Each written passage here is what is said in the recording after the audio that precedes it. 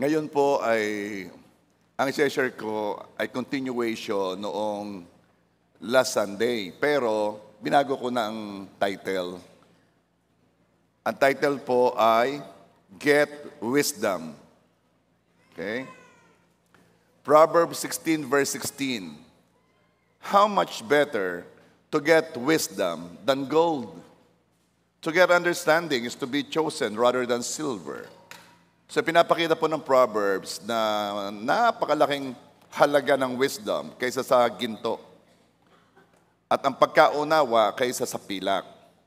So as what I promised you last Sunday, itutuloy natin yung tatlong bagay na nagko-consist o bumubuo ng wisdom. At just to remind you, ang nangungunay knowledge. Proverbs 2 verse 6, For the Lord gives wisdom, from His mouth come knowledge and understanding. So ang Panginoon ay nagbibigay ng wisdom, at galing sa kanyang bibig ay nagbubuhat ang knowledge. What is knowledge? Knowledge is the Word of God. It is what God is saying. Kaya kung hindi natin alam kung ano ang sinasabi ng Bible, then we have no knowledge. Kahit pa ikaw ay nakatapos, kahit pa ikaw ay cum laude, kahit pa ikaw ay nag-masters, nag-doctorate, o ano bang nabot ng pag-aaral mo, sa perspective ng Diyos, kung hindi mo alam ang kanyang salita, you have no knowledge. Eh anong problema? Hosea 4 verse 6, My people are destroyed for lack of knowledge. Ito ang reason kaya ang Christian nagba-Bible study. Gusto mag-Bible study para magka-knowledge. Binabasa ang Bible o itinuturo para inform about biblical stories. At least alam natin na si David ang pumatay kay Goliath. At least alam natin na ang unang mag-asawa ay si Adan at si Eva. Ito ang reason kaya tinuturo sa atin ang mga biblical characters. Alam natin na si Joseph, ang anak na dinala sa Egypt. At least we know that. And this is good. But knowledge is not wisdom yet. Kailangan maunawaan natin ito. Hindi lang maging istorya o maging hero, kundi kailangan maunawaan. Dito pupunta ang sunod na bagay na bumubuo ng wisdom. Understanding. Kindly say, understanding. Proverbs 2 verse 6, For the Lord gives wisdom, from His mouth come knowledge and understanding. So dalawa na. Ano naman, Pastor, ang understanding? Understanding is seeing things through the eyes of God. Katulad ng yung sinabi ko sa inyo last Sunday, matapos sawayin ni Peter si Jesus sa pagsasabing siya'y pahihirapan, siya'y mamamatay, at mabubuhay na maguli. Aba pagkatapos dito sinaway ni Peter si Jesus, kaya naman pinagsabihan ni Jesus si Peter. At ito ang sabi ni Jesus kay Peter, Mark 8:33, Get away from me, Satan, He said. You are seeing things merely from a human point of view, not from God's. So makikita agad natin dito na may dalawang pananaw. Pwede mong tingnan ang mundo sa pananaw mo o tingnan mo ang mundo sa pananaw ng Diyos. At kung ito'y makikita mo sa pananaw ng Diyos, magkakaroon ka ng wisdom. Ito ang reason kaya tayo ay nagbabasa at nagme-meditate ng Word.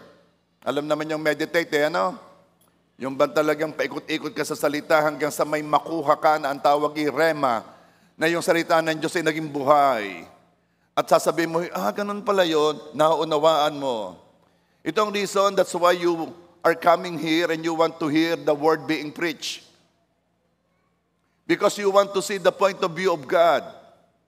At yun ang nagiging pagkain ng ating spirito at ng ating kaluluwa. No wonder Job says, Job 23 verse 12, I have treasured the words of His mouth more than my daily food. Ginawa niyang kayamanan ng salita ng Diyos kaysa sa pagkain niya araw-araw. Knowledge and understanding become wisdom if the intention of knowing and understanding is to do them. Magiging wisdom ito kung ang iyong purpose, kaya ikaw ay nakikinig, nagbabasa at inuunawa ay para gawin yon. Pero, kapag tumigil ka sa knowledge and understanding, hindi pa wisdom yon. At dito tayo pupunta sa number 3 na nagkukonsist ng wisdom, application of knowledge and understanding. Knowledge, understanding, at doing it, o applying it. Iyan ang bumubuo ng wisdom. James 1:22, huwag lang kayong maging tagapakinig ng salita ng Diyos, kundi sundin ninyo ang sinasabi nito. Dahil kung hindi, dinadaya nyo lang ang sarili ninyo. Marami tayong taong nalaman, napakinig, na sila ay nilinlang ng ibang tao, dinisib ng ibang tao. Pero may tao na ang nanlinlang ay ang sarili niya. Yun ang mabigat. At sino ito? Sila yung mga tao who chose not to do what they know or what they understand. If you want to know and understand the word, it is because you want to do it or follow it. Yun lang yon. Dahil kung hindi, bakit mo papapakinggan? Hindi mo rin mo pala susundin. Kaya sabi ng Joshua 1 verse 8, the book of the law shall not depart out of thy mouth, but thou shalt meditate therein day and night, that thou mayest observe to do, according to all that is written therein. For then thou shalt make thy way prosperous, and then thou shalt have good success. Why do we need to meditate the word? So that we may do. Yun lang pala yun. Kaya ka nagbabasa at nagme-meditate ng word ay para magawa yon. Hindi para malaman mo nga lang. Marami nagbabible study para gusto lamang daw imalaman. Hindi. Ang purpose is to do it. Kaya the question today, who wants to get wisdom? Sinong gustong magkaroon ng wisdom? Now, James chapter 1 verse 5 says, if any of you lacks wisdom, let him ask God, who give generously to all without reproach, and it will be given him. Kung gusto mo ng wisdom, humingi sa Diyos. Paano po nangyayari yon? Ganito, Lord, a-attend po ako, makikinig po ako ng salita, mangusap po kayo sa akin. Let me understand your word. Let me know you. Kasi when you understand this word, you are knowing Him.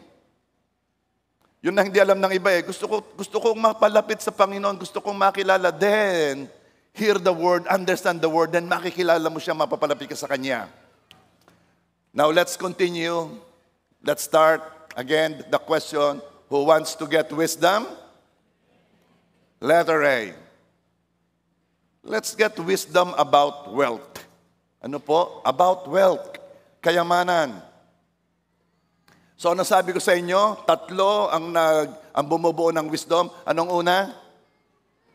Knowledge. Ano ang padalwa? At ang patatlo? Application or doing it. So, let's get wisdom. Wisdom about wealth. And this is the knowledge. These are the words coming from Jesus' mouth. Matthew 6:19 to 21. Do not lay up for yourselves treasures on earth, where moth and rust destroy, and where thieves break in and steal. Verse 20, but lay up for yourselves treasures in heaven, where neither moth nor rust destroys, and where thieves do not break in and steal. For where your treasure is, there your heart will be also. That's the knowledge. Now let's go to the understanding. This is the understanding of the word. It shows that the life we live here is not the life yet. Hindi itong buhay. It is the life in heaven. That is why God is telling us to store our treasures in heaven. Because kung itong buhay natin, dito dito natin ipunin ang ating mga kayamanan. Now we are understanding the knowledge or the word. Ano pa? It means what we have now, your gold, your silver, your cash, your land, your property, your house, your car, whatever you think is your treasure, whatever you have now is not a real treasure. Bakit? Because it can be lost. Itong sinabi dito, huwag kang mag-ipon dito kasi pwedeng manakaw, pwedeng kainin ng mga moth, ma-destroy ng rust o kung ano man. And the real treasure is the treasure we send to heaven. As we use our earthly treasure here for God, nako-convert natin ang ating earthly treasure to the real treasure. Tingnan ninyo, nagbasa tayo ng knowledge. Ang sabi lang sa atin ay, huwag kayong mag-ipon ng kayamanan dito sa lupa na makakain ng moth at saka ng kalawang na pwedeng manakaw, kundi mag-ipon kayo sa langit dahil kung nasaan ang kayamanan mo, nandun ang puso mo. Kung babasahin mo yon, well, yun lang yon. Nagkakaroon ka ng knowledge. Kung siguro mag-e-exam, pwedeng fill in the blanks. Do not store for yourselves, fill in the blank. Treasure. Okay. Pasado ka na. Bibigyan na kita ng diploma. Nakagraduate ka ng Bible school. The question, did we understand it? Samantalang doon sa binasa natin yun, ang dami na nating naunawaan. At kapag naunawaan natin yun, yun ang babago sa ating buhay. Yun ang magtutulak sa ating baguhin ang ating kilos. At dito papasok ang patatlong bahagi ng wisdom, applying the knowledge with the understanding. I-apply na. Yung aking sister, si Pastora Annie, she had been helping me or us nung una pa man. She had been helping the church nung una pa man. Nung maliit pa ang church, tumutulong na yan. Ganon din naman ang iba kong mga kapatid, si Ate B, si Lisa, yung mga nasa abroad. Pero si Ate Annie, kakaiba talaga eh. Bukod doon, mayroon pa siya ibang mga taong tinutulungan. Hanggang ngayon. Actually, no, ako nagpunta doon sa Amerika, nagbigay pa ng pledge para sa church building. Yung communion natin nung una, yung po'y mahal dito eh. Siya ang bumili noong. Meron pa po diyang nakatago. Sa mahal, hindi ko mapakain. Hindi, inihahanda ko sa ating alam. After that, siguro next year we will have the usual, yung ating ginagawa nung una. Pero, talking about my sister, siya magse-70 na eh. Magse-70 na siya. Bata pa. Napakalakas. Mananayaw eh. Pagka kami magkakasama, napapagkamalan eh. Kung natatanong, sino daw mas matanda sa amin? Ay samantala 10 taon ang pagkita namin. Pero sabi niya, she is not into buying anymore. Actually, binebenta na nga niya kanyang mga properties doon eh. She is kingdom-minded. Gusto niyang gamitin ang kanyang earthly treasure for God because she wants to gain treasure in heaven. At meron siyang sinabi, hanggang ngayon, masyadong nag-ano sa akin eh. Lagi kong sineshare sa iba. Sabi niya, I don't want to go to heaven na may pera pa ako. Now, wisdom na to. Ang marami sa atin, knowledge. Pero kapag ginagawa mo na, nagiging wisdom na. She is applying the knowledge that she understood. Eh tayo, pag narinig natin, don't store up treasure on earth where moth and rust will destroy and thieves can break in. Alam namin yon. But store riches in heaven, alam namin yon. Wala naman nababago sa ating ginagawa. Minsan nga, ang tithes nagiging issue pa.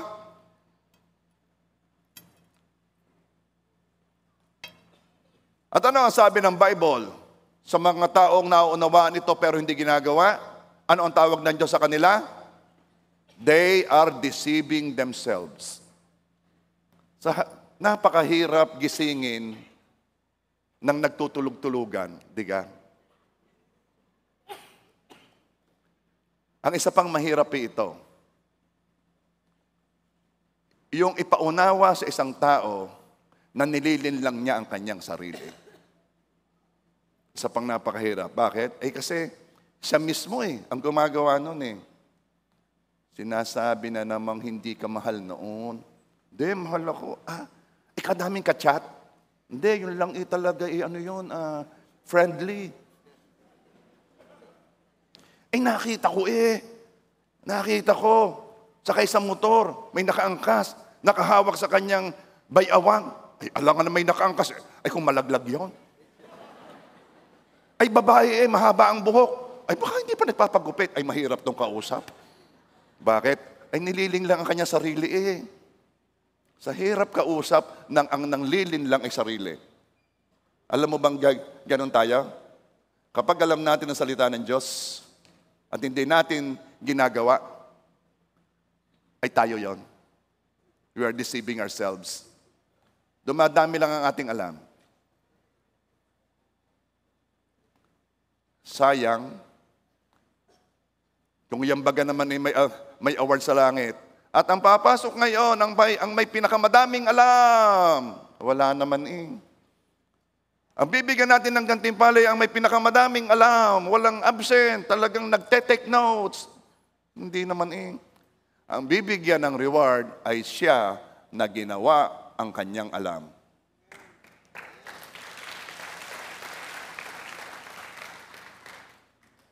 So, tanong ko ulit, who wants to get wisdom? Let's continue. I want to get wisdom, Pastor. Ano naman? Wisdom about closeness to God. Gusto ko ng wisdom tungkol sa kalapitan sa Diyos. Okay, let's find knowledge. And this is the knowledge about intimacy with God. James 4 verse 8. Draw near to God and He will draw near to you. Lumapit ka sa Diyos at ang Diyos lalapit sa iyo. Knowledge. Written in the Word of God.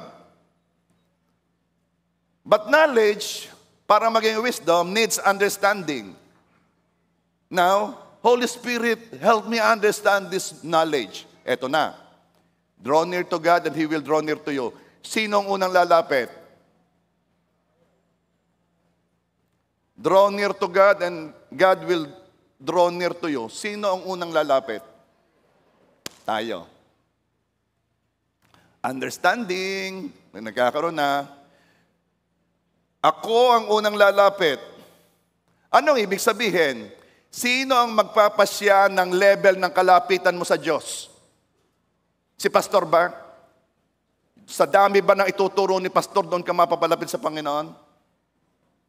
Si life group leader ba? Sino magpapasya ng level of intimacy o level ng kalapitan sa Panginoon? Tayo. Dahil lumapit ka sa Diyos at ang Diyos ay lalapit sa iyo.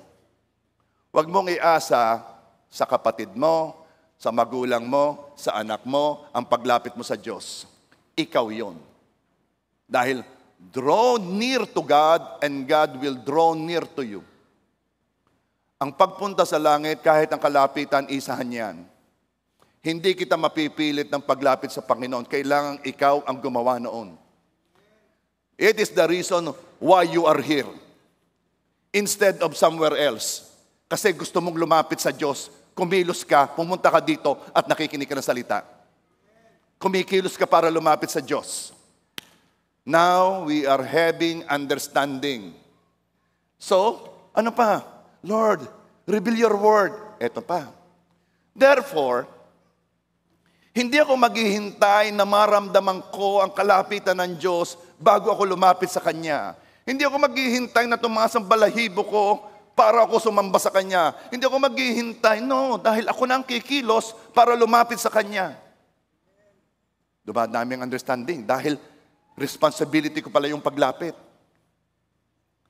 Therefore, Ang mga hindi lumalapit, anong ibig sabihin? Anong message na sinasabi niya?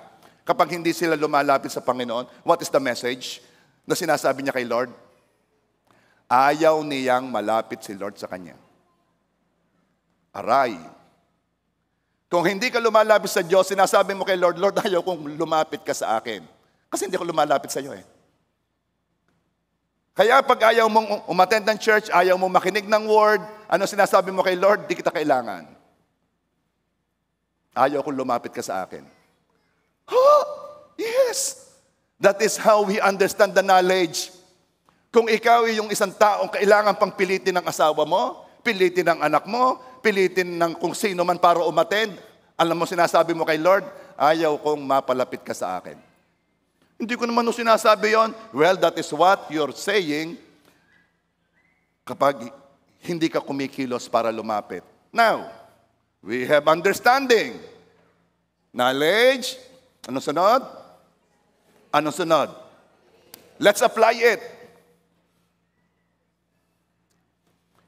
Therefore, I will pray in the morning. Mananalangin ako pagkagising. Bakit? Kasi draw near to God and God will draw near to you. Lalapit ako para lumapit ang Diyos.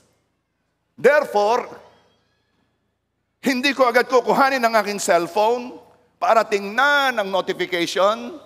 Sa halip, pipigilan ko sarili ko at magpe-pray ako and I will pray longer than yesterday. Ano ko naman ipagpe-pray ko pa, pag nasabi ko ng ano yan, aba, kadami pa eh. Alam mo kang matitinding prayer, yung hindi tungkol sa iyo. Kaya wala ka nang masabi lahat tungkol sa iyo. Siyempre mauubos yan. Lord, bigyan mo ako ng boyfriend. Amen. Ay siya nga pala, Lord. Pugi. Amen. Ay, di patatapos nga agad. Why not pray tungkol sa kung anong gusto ni Lord? Lord, Sunday po ngayon, papuntahin po ninyo inyong mga anak, ingatan po ninyo sila sa kanilang pagbabiyahe, magkaroon po ng kaayusan sa church. Lord, salamat po sa magandang takbo ng kuryente. Yung mga ganyan, yung hindi ikaw. Pag hindi ikaw ang pinagpe-pray mo, sa dami mong pwede sabihin. Are you there? Application. Because we are getting wisdom, we are applying the knowledge and understanding, I will hear the word more than I do before. Kaya pagpunta mo dito, lagay na ang loob mo, makikinig ka ng salita. Kaya pag iyang katabi mo, lagi may sinasabi sa iyo, nahugot kang plancha nung tayo malis. Teka, yung kanin, nailagay ka sa rep, baka yung mapanis, siya nga pala, ay siya ka, tapos ng preaching, ay puro yan ang iyong mga naging ay huwag mo kakalimutan na, ipapaalala mo sa akin, mamaya, ay kami makikita, ay kainaman na. Ay ikaw ay nandito, ang isip mo'y wala, ay paano ka lalapit sa Panginoon? Ang Panginoon pa naman hindi pwedeng lokohin. Alam na alam ni Lord kung lumalapit ka sa Kanya. Alam na alam. Maaring ako, hindi ko alam. Yung katabi mo, hindi alam. Alam ni Lord. Alam ni Lord. Hindi ako absent ng Sunday. A-attend ako ng mga gawain ng church. Bakit napakadali nating i-give up ang Sunday? Why? Ba't samantalang ito sabi ng Panginoon na huwag kalimutan ng pagsasama-sama. Why? Because God is receiving something from corporate worship. May natatanggap ang Diyos na kakaiba kapag ang kanyang mga anak ay sama-samang sumasamba sa Kanya. Katulad ng mga magulang na may natatanggap na iba kapag ang kanyang mga anak ay sama-sama.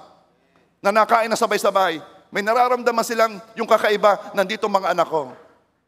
Bakit? Ang bilis nating i-give up ng Sunday. Pag may ganare, a-absent. Pag may ganare, a-absent. Anong message na sinasabi mo kay Lord? Ang message pa Lord, ako'y lumalapit sa iyo. Pastor, di mo naman naunawaan itong nangyari. Yung nga, pinapakita nga ni Lord sa iyo ang kanyang point of view Maaaring ako, di kita naunawaan. Ang mabigat kung hindi mo naunawaan si God. Sabihin mo sa katabi mo, hindi na natin isasakripisyo ang Sunday. Sigurado ka kayo na gusto niyo ng wisdom? When I worship, hindi ko hihintayin tumaas ang aking balahibo bago ko siya sambahin. Kahit wala akong nararamdaman, itatas ko ang aking kamay. Are you there? That is drawing near to God. And after that, God will draw near to you.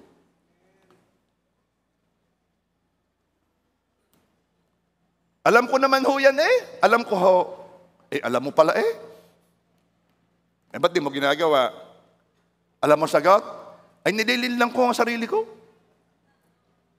Iniisip ko na magiging close ako kay God kahit walang ka-effort sa akin. Ano kahit magkaroon tayo dito ng ministry? Ministry ng mga nililin lang ang sarili. Yung gangang akala nila ay sila'y mapapalapit sa Panginoon ng walang ka-effort. Ayun nga gusto mong mapalapit sa tao, nag-e-effort ka. Uy, magkita tayo, ano bang oras? Ano bang available ka? 9? Anong di ako pwede? Gawin natin mga 9:30. O saan tayo pupunta? Dito na lang para malapit sa iyo. O siya, sige, teka ha, kasi yung traffic dyan, nag-e-effort ka eh. Makikipagkaibigan ka, anong gusto mo? Coffee. Anong gusto mo? Wala ako ngayon, hindi ako yung coffee, gusto ko tea eh. Talaga, nag-e-effort ka eh. Nagbihis ka pa nga, naligo ka eh. Makikipag-meet ka lang sa tao. Tao yun eh. And relationship with people needs effort. Alam nga naman kay God din. Walang ka-effort. Sige Lord, nandito ako, lapit! Ano hinihintay mo? Aba, ay nakakatuwa. Ang grupo ng mga nililin lang ang sarili.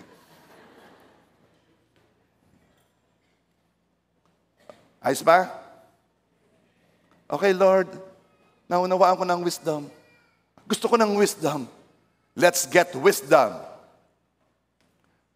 about forgiveness. O, saan nagsisimula ang wisdom? Knowledge. Anong padalawa? Understanding. Ay, may knowledge ka, hindi mo naman naunawaan. At anong patatlo? Gawin. Knowledge. Matthew 18:21 and 22. Then Peter came to Jesus and asked, Lord, how many times shall I forgive my brother or sister who sins against me? Up to 7 times? Jesus answered, I tell you, not 7 times, but 77 times, or 70 times 7. This is knowledge. Kung ito'y masasa ulo mo at mag-e-exam, pasado ka. Sa teacher. Pero baka hindi kay Lord. Kasi kailangan natin ng understanding. So anong understanding? We will forgive 490 times a day. 70 times 7. Anong ibig sabihin? If you were offended, na-offend ka, anong gagawin mo? Forgive. But you were hurt again. What will you do? Forgive. And then you were hurt again by the same person. Tindi nung tao yun, pinanganak yata para manakit. Anong gagawin mo? Again and again. Bakit? Hindi pa nakaka-490 eh. Of course, yung number na yon is just telling us na always forgive.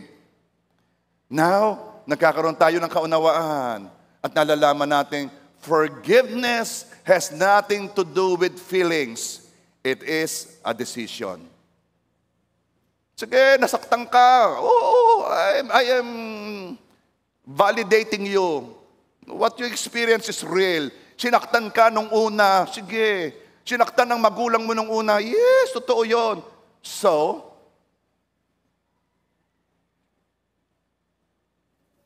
mabubuhay ka sa emosyon? Mabubuhay ka sa ginawa sa iyo nung una o sa pamilya mo nung una? Are you going to tell me that you are living by your emotion? Kawawa ka. You will never forgive kung puro emosyon yan.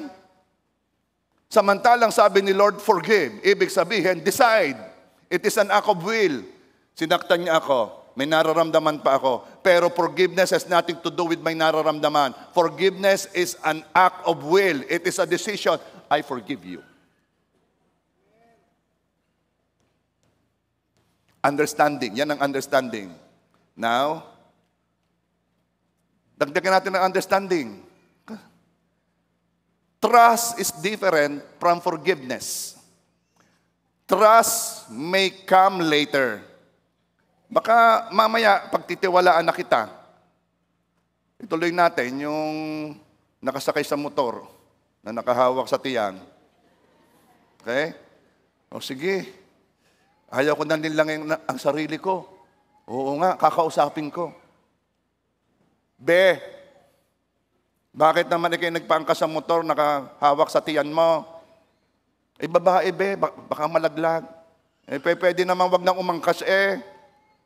Ay siya, be, sorry na. O sige, I forgive you. Pero, titingnan kita, ha?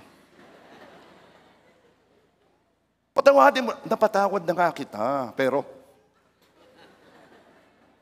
trust may come later.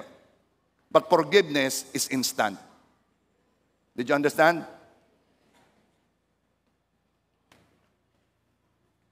Now, let's apply the knowledge and understanding. Application na. Nagiging wisdom na ang iyong knowledge and understanding. Nakita mo yung taong naka-offend sa'yo. What should you do? Ang sabi po ng Biblia, batuhin ng... Ano ka mo? Ayusin mo. Batuhin ng tinapay. Ano nga yun? What should you do? Nakita mo. Itong gagawin mo. Nakita mo siya, naglalakad, magkakasalubong kayo.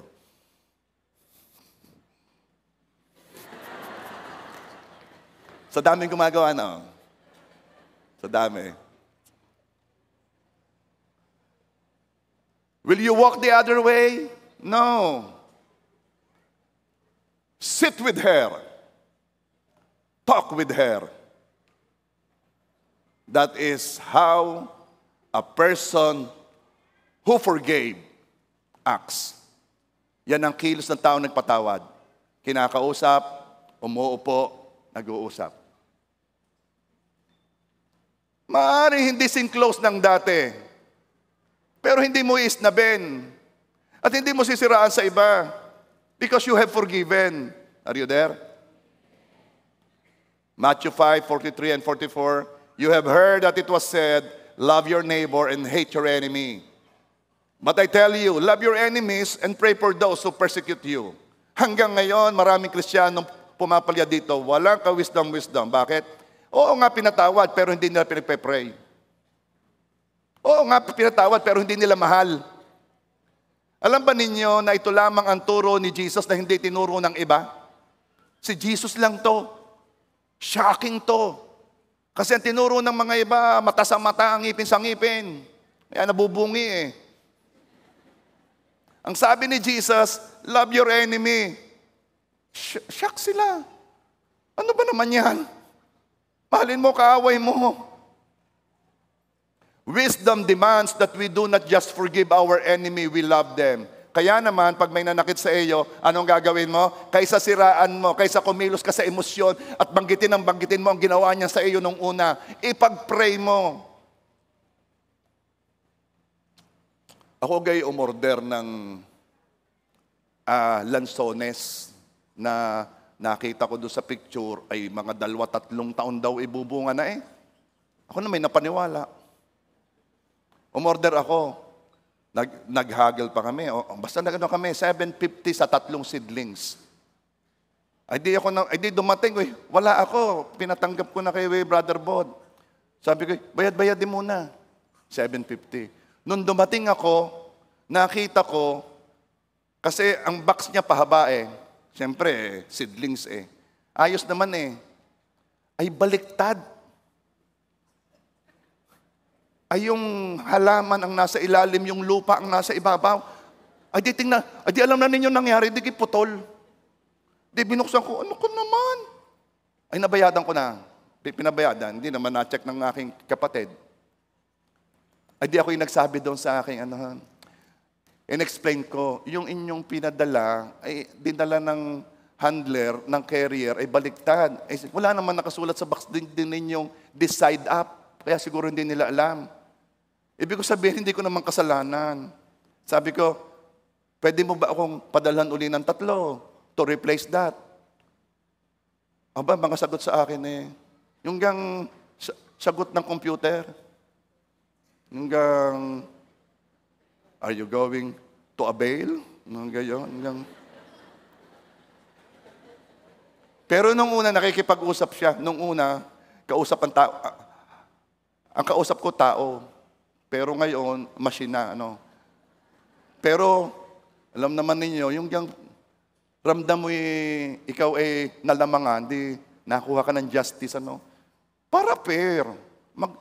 Padalan ulit ninyo ako ng 3 seedlings ng lansones. Mga sagot ka sa akin eh, kailan? Basta hindi ko malaman kung binabasa niya yung aking ano, pinadala ko pa ang picture. Hindi ako natigil. Next day, did you see my message? Basta mga sagot eh, hindi naman po kayo nag-a-avail eh. Oo nga, hindi mo ba nabasa yung sabi ko, yung message? Di, in-explain ko na naman. Pinadala ko na naman yung picture na nangyari sa aking halaman. Madalit sabi, mahaba-haba na. Tatawagin ko na sana si attorney. Ako magdidemanda na eh. Oo, ipapa-NBI ko talaga eh. Papahanap ko yung mga yan. Okay. Ay, nung mahaba-haba na, alam ko na. Logic, ano? Pagka ang mga sagot sa iyo ay sala, ay di sala. Ay di ayaw na, ano? Sabi ko eh, noong ako na, ayaw niya sabihin eh. Sabi ko, magpapadala ba kayo o hindi? Pag sinabi naman yung hindi, ako titigil na at least alam ko. Hindi ko alam kung nalaman yung istorya eh. Hindi nasagot. Sabi ko, okay na. Ito yung mga siguro after 1 week na ako'y araw-araw nagsesend. Ako'y makulit din minsan eh. Nung ako'y mag-give up na sabi ko, God bless you. Abay sumagot, thank you daw.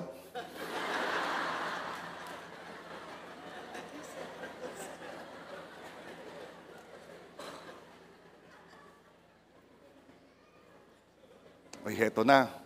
Lalabas na itong ano, love your enemies. Sabi ko, I pray that God will bless you and your business. May nagpasalamat naman. Yun na, doon na natapos.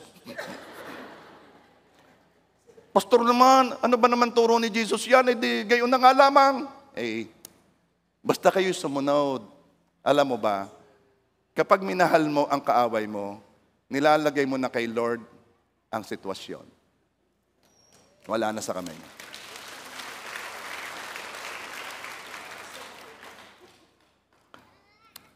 Meron kang knowledge na wala sila. Huwag mong hayaan na dalhin ng anak ng Diyos sa kamay ng Diyos ang isang sitwasyon. Dahil pag Diyos na ang kumilos,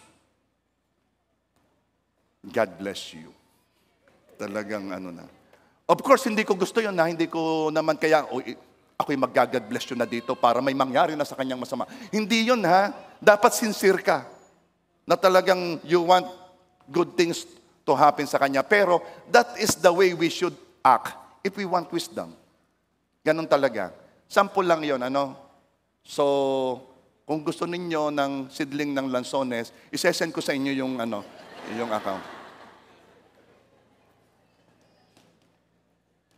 Pray for people who disrespected you. Pray for the people who betrayed you, who hurt you. Pray na pagpalain sila at mapalapit sila sa Diyos sincerely. Wisdom sees people the way God sees them and then acts accordingly. Mahal ng Diyos ang lahat.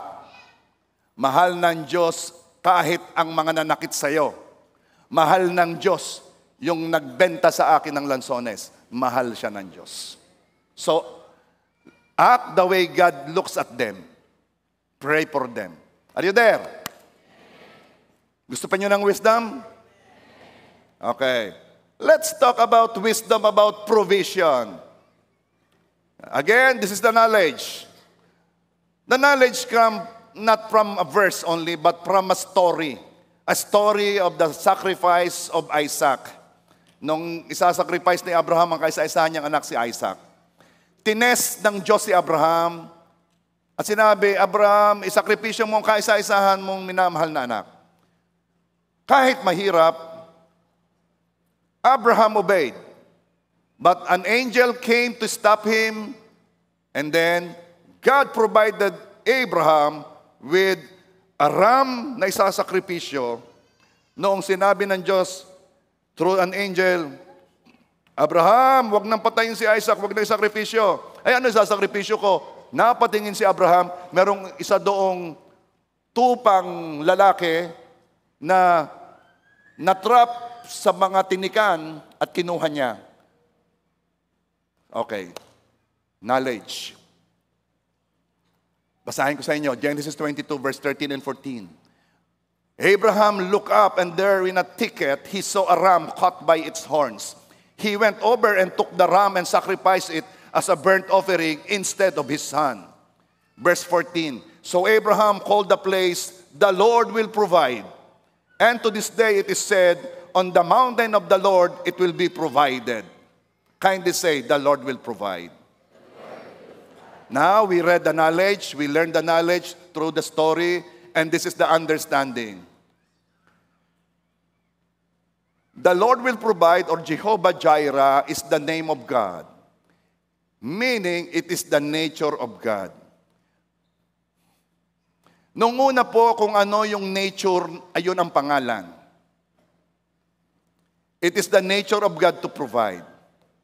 As we obey, kasabay natin ang provision ni God. Noong sina Isaac at Abraham ay naglalakad papunta sa bundok, kasabay na naglalakad din ang provision ng Diyos, yung ram. Hindi nila kita, pero kasabay. Hindi natin kailangang makita ang provision ng Diyos. Para malaman natin, hindi natin kailangang malaman na kita.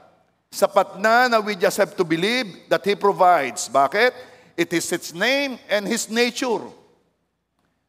Halata naman yan eh. Yung DNA na yon ng Father God, yung nature na yon, because nilalang tayo ayon sa wangis ng Diyos, tinransfer ng Diyos yung DNA na yon. Mga ama o mga magulang, bakit gusto niyo yung mag-provide sa inyong mga anak? Sinong nagsabi sa inyo? Sinong nagutos sa inyo? Hindi ho, nakita namin sa pamilya namin, nakita po sa akin tatay, sa akin magulang, na nakita nila sa kanilang lolo. Nakita. Saan nakita? Doon sa dulo. Nakita noon ni na Adan at ni na Eva kung paano mag-provide ang Diyos. Nakita ni Abraham na ang Diyos ay God the provider. That is the DNA of a parent. That is the nature of God. We just have to believe and trust our Heavenly Father na siya'y magpo-provide sa atin. Understanding. Now, let's apply the knowledge and understanding. Ready na kaya? May knowledge, may understanding, God will provide. Apply the knowledge. Ibig sabihin, if God will provide, tama na ang pagtaya sa loto.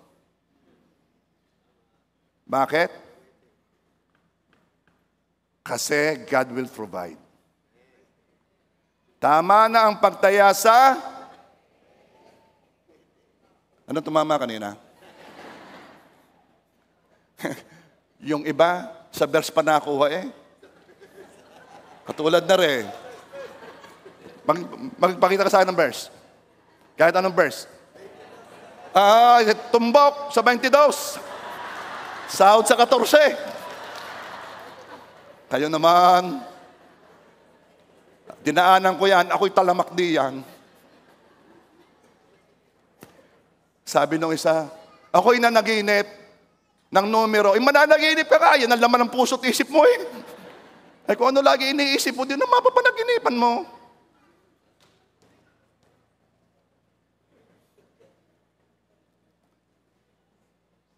No lying.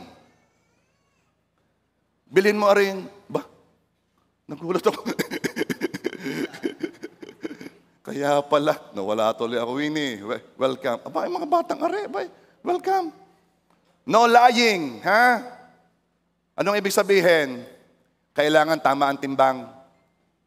Sa hirap laging nabili ng, laging kulang sa timbang. Sabi nila yung daw gasolina, yung daw unang labas, hangin daw yung, ay naandar na daw ang metro. Kaya daw, ang daling maubos. Hindi ko naman alam kung ano man yon. Kung talagang nagtitiwala ka sa Diyos, no lying. Bili na kayo ng alas. 24 carats yan. Ang lahoy. Hindi, super lambot yan. Pag ang ginto, 24 carats, napakalambot na yun. 18 carats, malambot din yan. Alam mo yung mga pinaglalagyan ng ginto, ang pinaka pwede na diyan, 14 carats lang para matigas-tigas. Ibig sabihin, just say what it is. Kung ayaw nyo, diwag. Kaysa naman magsinungaling ka. Kasi pag nagsisinungaling tayo sa hanap buhay, hindi tayo nagtitiwala sa Diyos. Nagtitiwala tayo sa ating mga diskarte. Are you there? No manipulation. Sabi ng anak, Mami, Daddy, sa ganda ng iPhone ngayon. Alam mo, Daddy, bigyan mo lang ako niyan, Mami. Ano naga ngayon? 15 naga, 15. Nasaan na tayo? iPhone 15 nga, no? Bigyan mo lang ako ng iPhone 15. Maghuhugas ako ng pinggan ng 6 months. Pero please lampasan naman niyo yung manipulation. Aring aking apo, pag hindi ko na api-api yung up yung karga, gagyan na rin na. Minamanipulate ako. Iisnabin ako. Tapos nagtatampo-tampo. Ay ako naman, nauto-uto. Api-api. Gusto ko naman magpamanipulate. Pero kung kayo na may malalaki na mga bata, tama ng pagmamanipulate. Tama na, hindi na bagay sa inyo. No lying, no manipulation. Just trust God. Trust God by obeying biblical principles. Give and you shall receive. He who sows sparingly will reap sparingly. He who sows bountifully will reap bountifully. Bring your tithes into the storehouse so that there will be meat in my house. Trust God. If you trust God, then you will follow His principles. Believe that He provides. And then act accordingly. Okay. To those na laging aatakihin ang tithes, just show yourself. Sabihin mo, ako'y simula maging Kristiyano, ako'y nagbigay na ng tithes. Look at me. Naghihirap ka ako. Look at me. Because this I promise you, walang sasabihin si Lord na ikaw ay intentionally sasaktan niya. Kaya may sinasabi si Lord na parang masakit, kasi yun ay principle. Yun talaga ang law para tumanggap ng pagpapala sa Kanya. Sino may gusto ng wisdom? Okay, last na. Talagang matalino na tayo ngayon.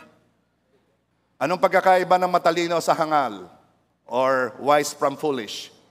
Parehong nakapakinig ng salita? Maaari parehong naunawaan. Pero yung matalino, piniling gawin yon. Matthew 7:24. Kaya't ang bawat nakikinig at nagsasagawa ng mga salita kong ito ay may itulad sa isang taong matalino na nagtayo ng kanyang bahay na ang pundasyon ay bato. Gusto niyo na isa pang hiling? Wisdom. Wisdom about decision.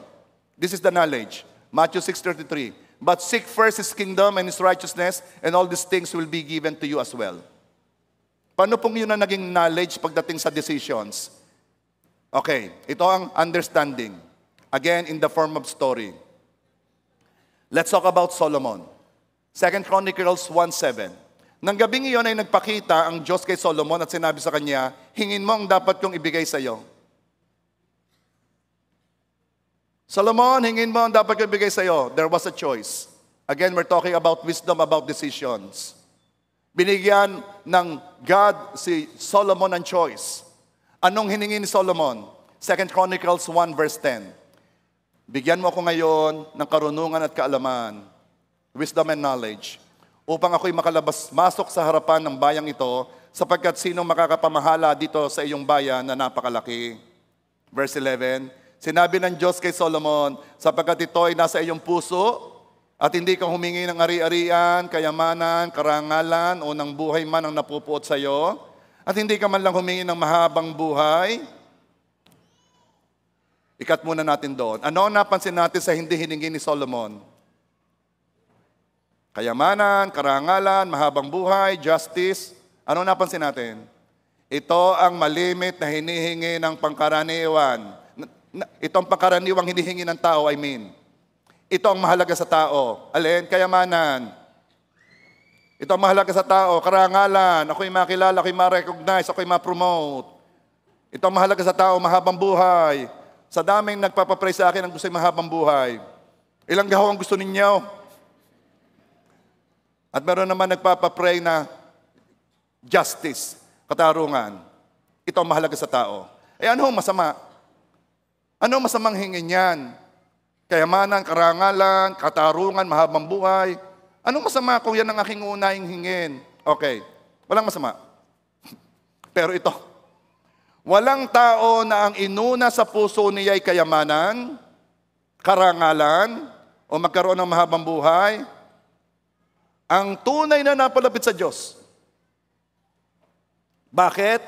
Kasi hindi si God ang tunay niyang hinahanap. Sa halip, ginagawa lang niya ang Diyos na paraan upang makuha ang tunay na ninanais ng kanyang puso. Ginawa niya ang Diyos na kanyang healer. Ginawa niya ang Diyos na kanyang provider. Ginawa niya ang Diyos na kanyang restorer. Pero kailanman, hindi pa siya dumadating sa puntos na si Jesus ang kanyang Panginoon. Ano ibig sabihin ng Panginoon? Na si Lord ang masusunod sa buhay ko.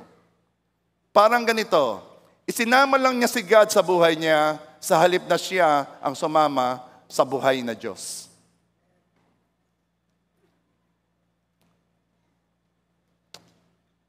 Si God, we just incorporated God in our lives. Si God ang pinapasok natin sa ating buhay, pero yung buhay natin buong-buo pa rin. We have our ambitions, our plans, at si Lord ay pupunta doon para tulungan tayong ma-reach yun. No.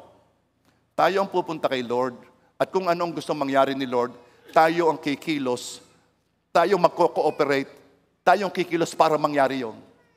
Tayo ang sasama sa kanyang buhay. Ano pong masama? Kung ang unahin ko'y kayamanan, karangalan, justice, mahabang buhay, ano ang masama? Kasi napakadaling iwan ng hindi inuuna. Nabigyan ko kayo ng sample. Long time ago, nasa maliit pang church. Pinagpe-pray ang mga, nagpe-pray. Nakita ko yung isa, medyo bago pa siya, nakataas ang envelope, maluha-luha. At ako'y nagde-declare ako ng blessing.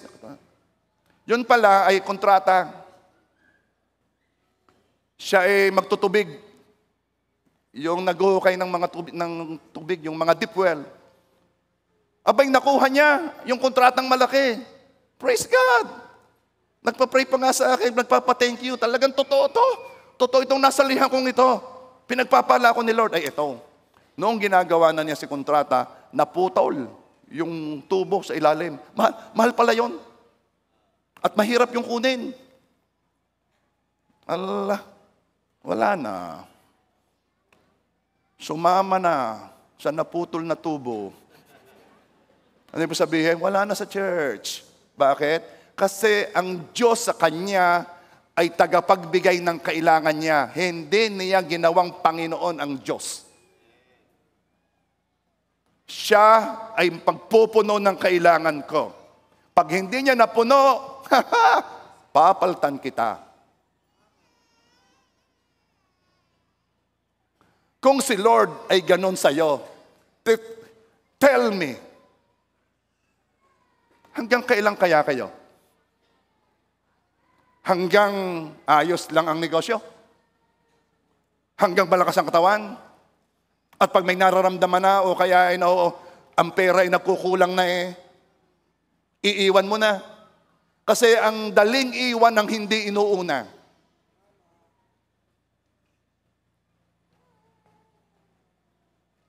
Ano ba talagang hiningi ni Solomon? 2 Chronicles 1:11. Kundi humingi siya ng karunungan at kaalaman para sa kanyang sarili upang iyong mapamahalaan ang aking bayan na dito ay ginawa kitang hari. Solomon, hindi ka humingi ng kayamanan, ang hiningi mo ay karunungan at kaalaman para mapamahalaan mo ang aking bayan na ginawa kitang hari.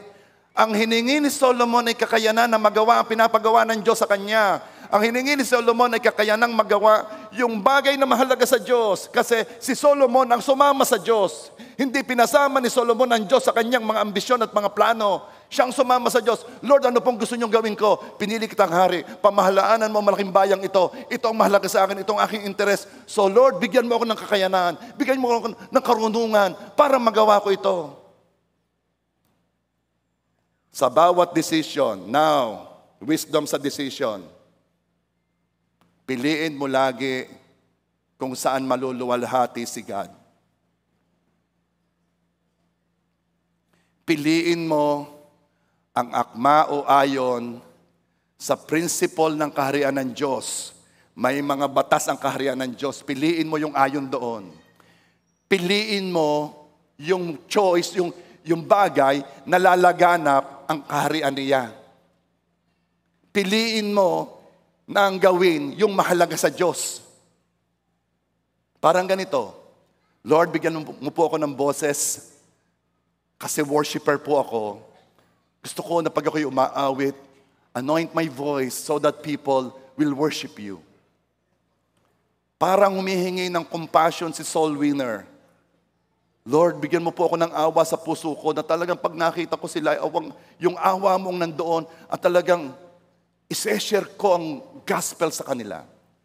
Humihingi ng patience si discipler o si life group leader. Lord, bigyan mo ako ng pasensya.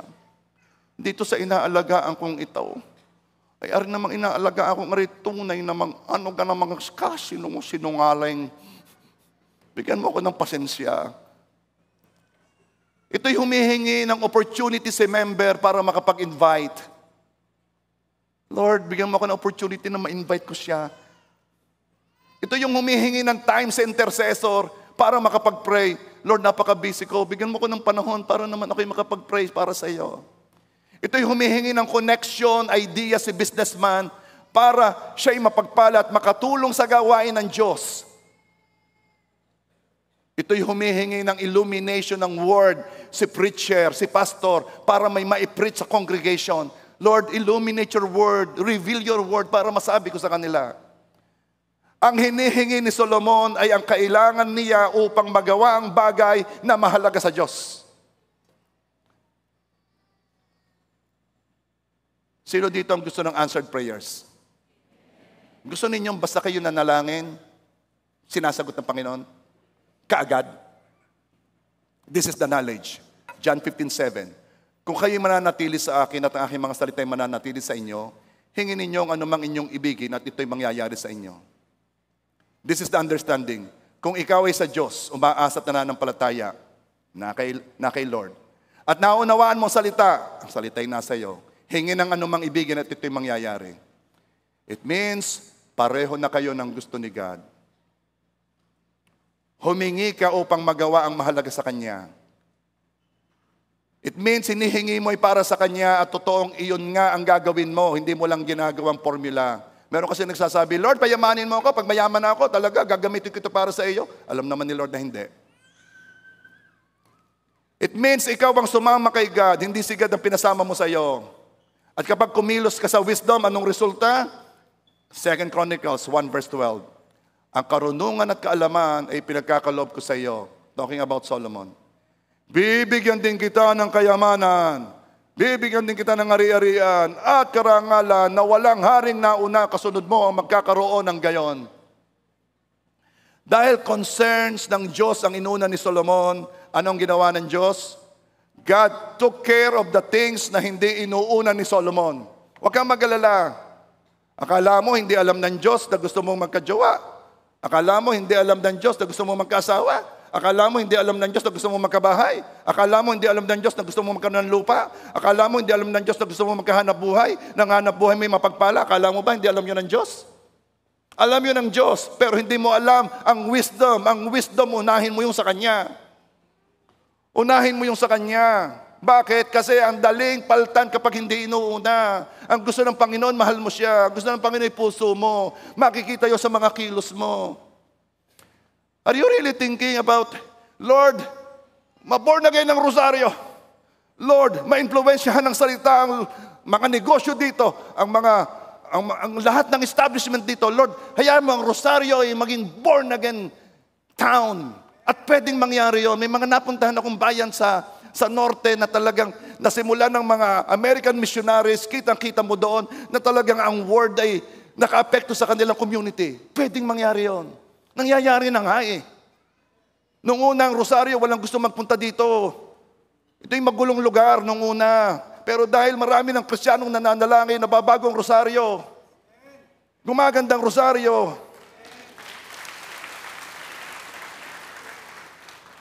Have we prayed about what God wants? Really?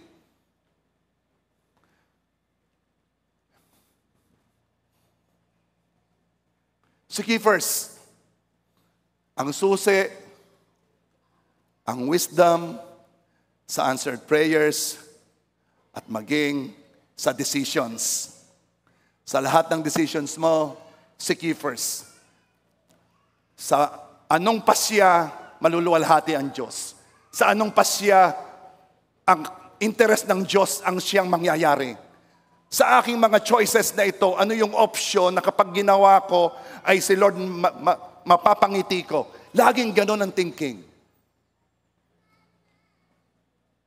And in conclusion, wisdom starts from high reverence or fear of God.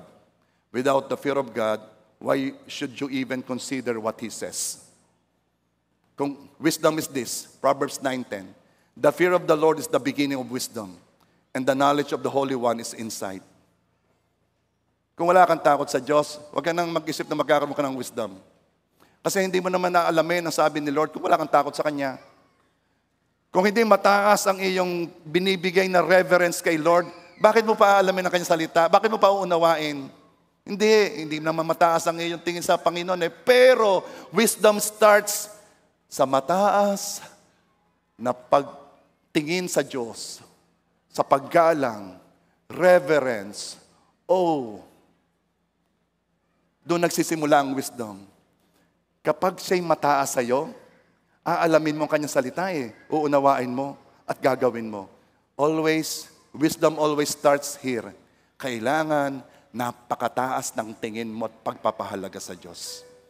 And we will show God na we are respecting Him, na nire-revere natin siya by worshiping Him. Are you ready? Come on, let's all stand up.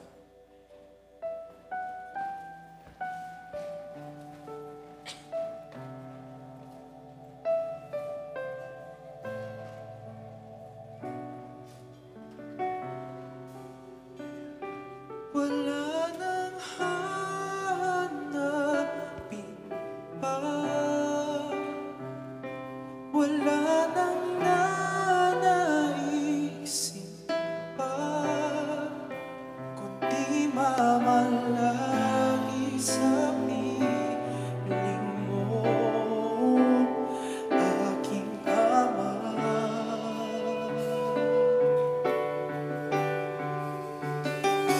Wala nang papantay sa'yo, nag-iisang Panginoon, kaya ang naisip ka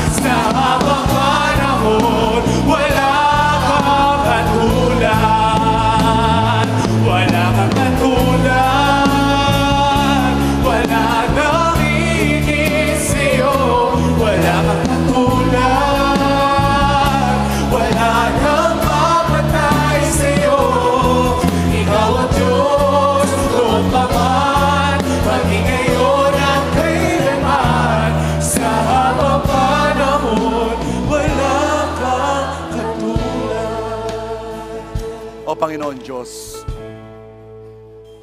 wala kang katulad. Ikaw ang aming Panginoon, Ikaw ang lumikha sa amin, napakataas mo. Kaya mo po, Lord God, na sa aming pagpapasya, ang aming nasa puso ay laging Ikaw ay aming may taas.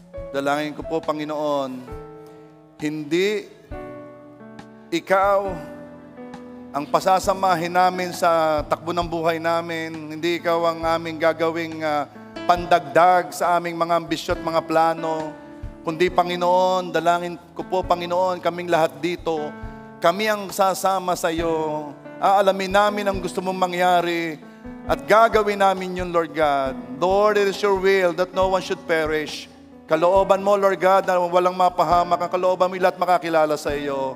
Ang kalooban mo, Panginoon, may ma-influence mo ang aming community, ang aming lugar, Lord God. Gamitin mo kami doon, Lord. And Father God, habang inuuna ka namin, we know, Lord God, you are taking care of us. We don't even have to be worried about these things because you had promised, Lord God, that you will just add. Idadagdag mo lang ito, Panginoon. Yes, Father God, things are not meant to be sought. They are meant to be added. Hayaan po ninyo, Lord God, na hindi kami doon mag-focus, kundi doon kami mag-focus sa mahalaga sa iyo. At habang ginagawa naman namin yung Lord God, we know you are taking care of the things na mahalaga sa amin. Thank you, Father God. Lord, our prayer, lagi ka naming unahin. That we see things according to your point of view. Thank you, Father. In Jesus' name we pray. Amen.